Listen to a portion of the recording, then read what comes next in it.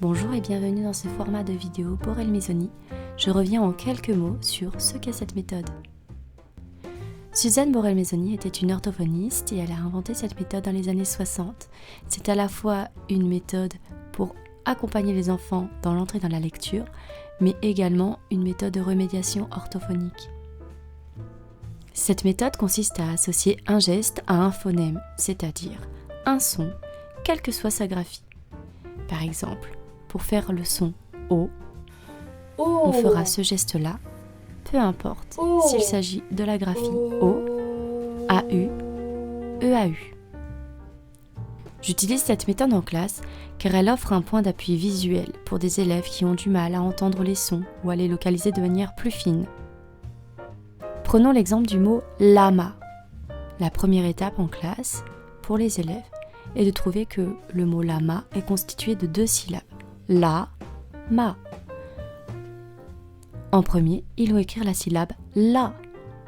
Avec la méthode Borel Maisoni, on va faire 2 gestes, puisqu'il y a 2 sons, dans cette première syllabe. L, a.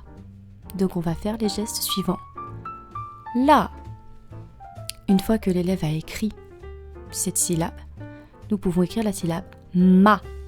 Ma. Donc nous allons faire 2 gestes, un pour le son m, l'autre pour le son a. Ma. Et puis on va redire à l'élève, voilà, tu as écrit le mot lama.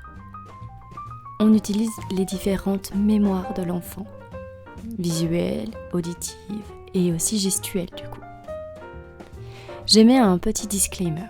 En effet, il y a quelques sons qui diffèrent légèrement de la méthode originale telle que je la pratique en classe. Par exemple, pour faire le son F, je mets ma main près de la bouche pour que les élèves, eux aussi lorsqu'ils font le geste, sentent l'air qui passe sur leurs mains et ainsi ne se trompent pas avec un autre son proche, par exemple V, où il y a beaucoup moins d'air.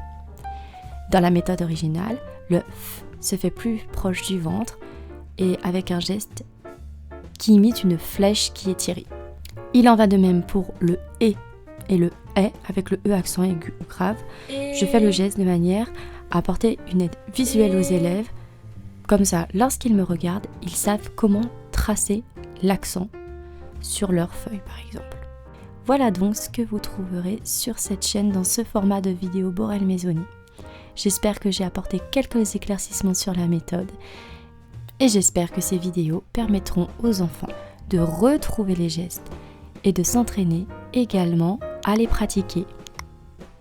À noter qu'en fin de vidéo, je mettrai le lien vers une chaîne YouTube qui propose des vidéos où on reprend le geste graphique des lettres qui permet d'écrire le son sur lequel nous avons travaillé. À bientôt sur la chaîne.